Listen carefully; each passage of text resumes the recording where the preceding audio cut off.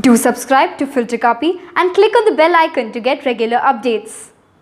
Hello and welcome to this edition of Filter Kaapi, where we are going to be talking about the Cricket World Cup and politics. That's because over the last 24 hours or so, several TV stations and anchors have been creating a narrative of nationalism on the cricket field. That's because the ICC has issued a diktat to the wicketkeeper of India, Mahendra Singh Dhoni, that he cannot have the Balidan insignia on his wicket-keeping glove. Now that's a regimental dagger insignia which represents the Special Operations Unit of the Indian Army attached to the Parachute Regiment. Now how did the television media respond to the ICC diktat? With hashtags like Keep the Glove Dhoni and India with Dhoni. Others have been pointing out to how the Pakistan team in the past has been allowed to perform namaz on the cricket field and a lot of such whataboutery.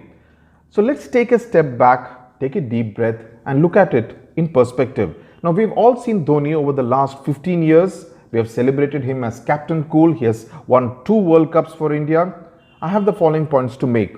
Yes, on the face of it, the insignia is not a commercial symbol. It is also not a racist symbol. So you could argue, why should the ICC object to it?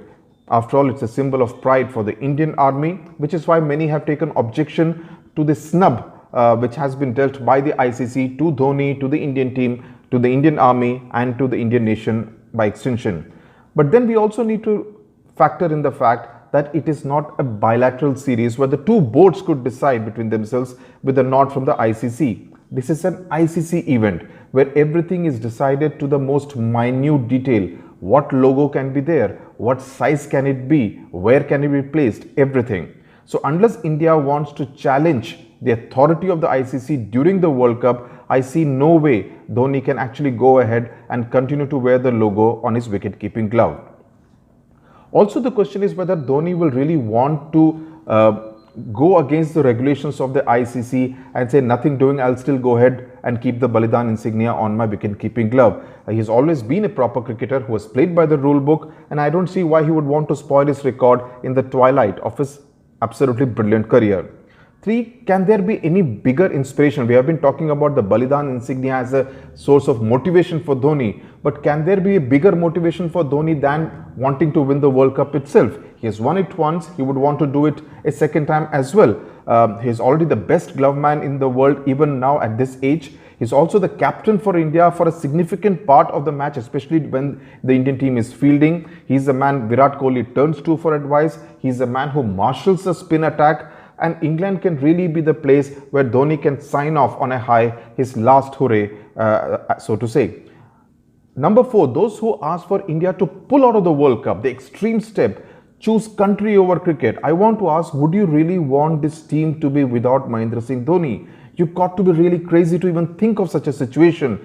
Wouldn't you rather have him there using his both cricketing mind, cricketing muscle to win the World Cup for India?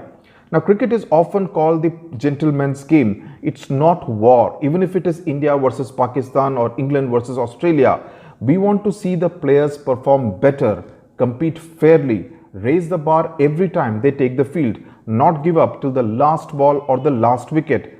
This is really not about Balidan or sacrifice, but about grit, determination, character, expression of character. This patriotism is not about bullets, it's about bat and ball. Now, rewind to early this year, the one-day match which was played between India and Australia in Ranchi, the third one-dayer in that series, where India played with army camouflage caps. Great symbolism, great gesture after Pulwama, but that did not affect the outcome of the match. India lost that match. Please remember, the World Cup is not war. It's a test of your cricketing talent. Number 7. Would we have reacted the same way if, say, the Pakistan wicketkeeper, Captain Sarfraz Ahmed, had sported an insignia of the Pakistan Army or any of the regiments? I'm sure we wouldn't have. I think there is really no greater feeling than singing the national anthem, the Jana Gana Mana, at the start of every match for all the Indian cricketers out there. I'm sure it applies to cricketers from the other countries as well.